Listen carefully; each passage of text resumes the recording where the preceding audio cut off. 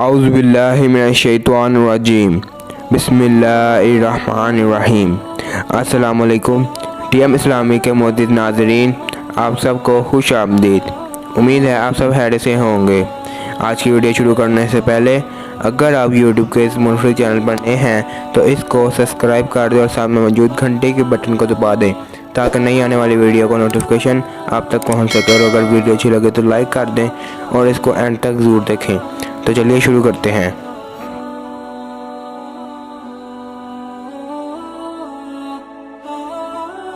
انبیاء اور رسولوں میں سے حضرت آدم علیہ السلام کے علاوہ صرف داؤد علیہ السلام پیغمبر ہیں جن کو اللہ تعالیٰ نے قرآن مجید میں خلیفہ کے لقب سے پکارا۔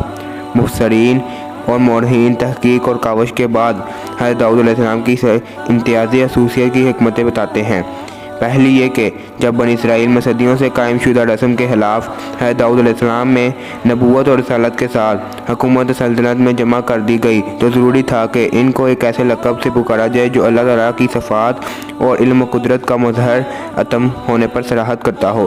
ظاہر ہے اس کے لیے شریعت حقہ کی اصطلاح میں خلیفہ سے بہتر اور کوئی لفظ نہیں ہو سکتا تھا۔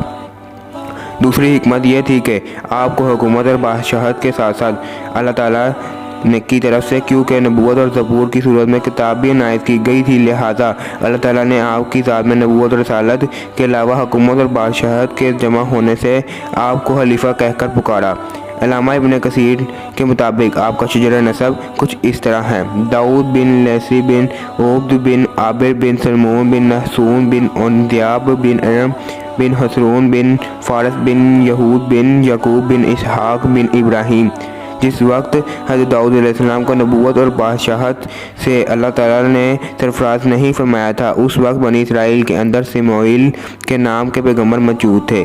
مورخین لکھتے ہیں کہ حضرت یوشع بن نون کے زمانے میں بنی اسرائیل جب سرزمین فلسطین پر داخل ہو گئے تو انہوں نے خدا کے حکم سے ان کے درمیان اس علاقے کو تقسیم کر دیا تاکہ وہ امن اور اطمینان کے ساتھ زندگی بسر کریں اور دین حق کے لیے سرگرم عمل کر رہے۔ حضرت یوشع بن نون آخری عمر تک ان کی نگرانی اور اصلاح حال میں مصروف رہے اور ان کے معاملات اور باہمی مناقشات کے فیصلوں کے لیے قاضیوں اور مقرر کیا کرتے تھے تاکہ وہ آئندہ بھی اس طرح اپنا نظام قائم رکھیں۔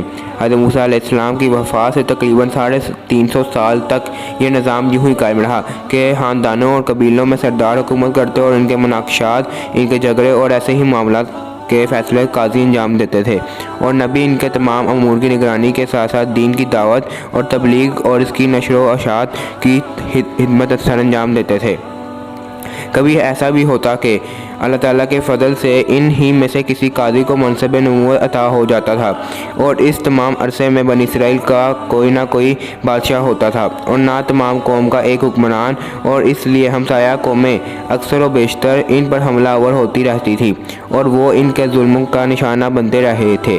چنانچہ بادشاہ اور حکمران نہ ہونے کی وجہ سے کبھی امالیکی، کبھی فلسطینی، کبھی مدیانی بنی اسرائیل پر چڑھ دوڑتے تھے اور کبھی ارامی ان پر حملہ آور ہو جاتے تھے، اور ان میں سے کسی حملہ آور کو ہزیمت بھی ہو جاتی تب بھی وہ آئے دن چھاپے مارتے اور لوٹ مار کرتے رہتے تھے۔ یہ سلسلہ یوں ہی جاری رہتا کہ کبھی یہ فاتح پا جاتے اور کبھی وہ مغلوب ہو جاتے تھے، یہاں تک کہ 4 صدی عیسوی میں بنی اسرائیل کے ایلوی کاہن کے زمانے میں غزہ کی فلسطینی قوم نے ان پر زبردست حملہ کیا اور بنی اسرائیل کو شکست دے کر بنی اسرائیل کا متبرک صندوق، جسے تابوت سکینہ بھی کہتے تھے، چھین کر لے گئے۔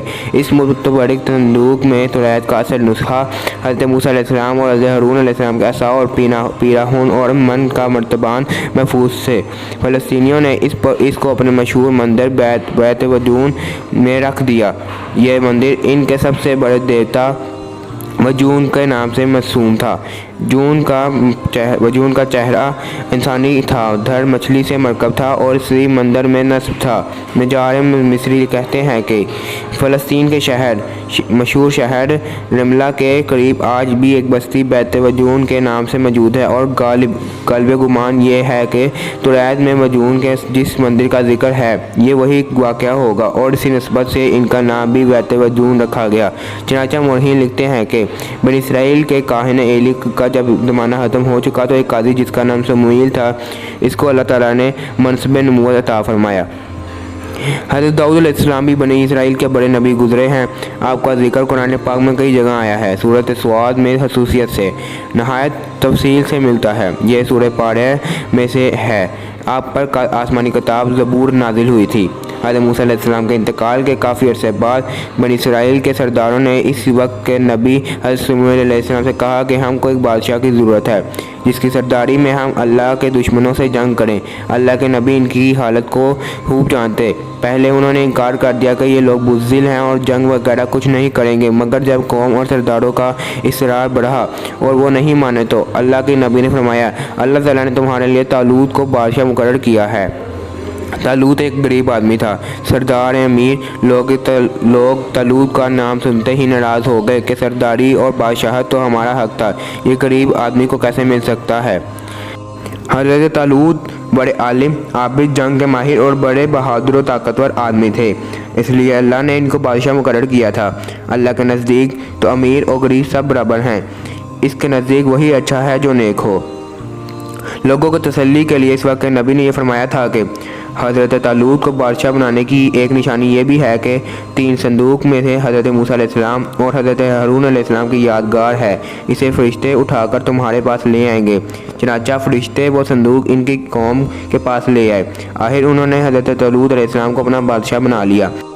आखिर जब तालूत अपनी फ़ौज लेकर रवाना होने लगे तो उन्होंने अपनी कौम की एक आजमाइश की कि अगर कोई मुसीबत आई तो ये लोग इसका मुकाबला करेंगे या भाग जाएंगे। उन्होंने कहा कि आगे चलकर पानी की एक नहर आएगी, जिसने इसका पानी पी लिया उसको मुझसे कोई ताल्लुक़ ना होगा। मेरा आदमी वो है जो इसमें से ना पिए, ज़्यादा से ज़्यादा एक चल्लू पीने की इजाज़त है। मगर जब नहर पर पहुँचे तो चंद लोगों के सिवा सब ने खूब पानी पी लिया। जब नहर के पार उतर गए तो कहने लगे, हम अपने दुश्मन जालूत से लड़ने की ताकत नहीं रखते, मगर इनमें वो लोग जो ईमानदार थे और जिन्होंने सिर्फ एक घूंट पानी पिया था वो पुकार उठे कि अक्सर ऐसा होता है कि अल्लाह के हुक्म से थोड़ी सी जमात बड़ी जमात पर गालिब आ जाती है। अल्लाह हमेशा सब्र करने वालों का साथ देता है। जब ये लोग जालूत के लश्कर के सामने आए तो दुआ की कि ऐ हमारे रब, हमें अपने पास से सब्र अता करके मन मिटे, मगर दुश्मन से डर के पीछे ना हटें। हमारे पाँव जमाए रख और हमें फतह दे। फिर अल्लाह के हुक्म से उन्होंने दुश्मन को शिकस्त दी। हज़रत तालूत अलैहिस्सलाम के बाद हज़रत दाऊद अलैहिस्सलाम को अल्लाह ने हुकूमत अता की, और हुकूमत भी ऐसी अता की कि इंसानों के साथ साथ पहाड़ों और परिंदों को भी इनका फरमाबरदार कर दिया और इनको दनाई और मुकदमों के फ़ैसले करने की लियाकत बख्शी।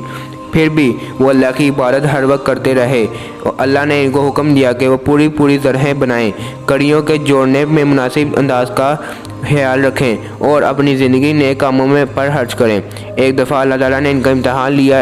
इस तरह के 2 आदमी दीवार फांद कर इनके मकान में घुस आए जिसमें वो इबादत करते थे।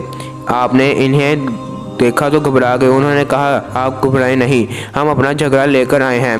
मेरे इस भाई के पास 99 दुम्बियाँ हैं और मेरे पास सिर्फ एक है और ये एक दुम्बी को भी मुझसे लेना चाहता है।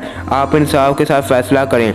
आपने फरमाया कि जो तुमसे दुम्बी मांग रहा है इसमें ये ज़्यादती कर रहा पर है, और अक्सर शरीक एक दूसरे पर ज़्यादती करते हैं। अलबत्ता जो लोग अल्लाह पर ईमान रखते हैं और नेक काम करते हैं और वो ज़्यादती से बच जाते हैं, मगर ऐसे शरीक बहुत कम होते हैं। जब ये लोग चले गए तो आपको ख्याल आया गुजरा के अल्लाह ने ये मेरा इम्तहान लिया है। उन्होंने तौबा की और सजदे में गिर पड़े और अल्लाह की तरफ तवज्जो की।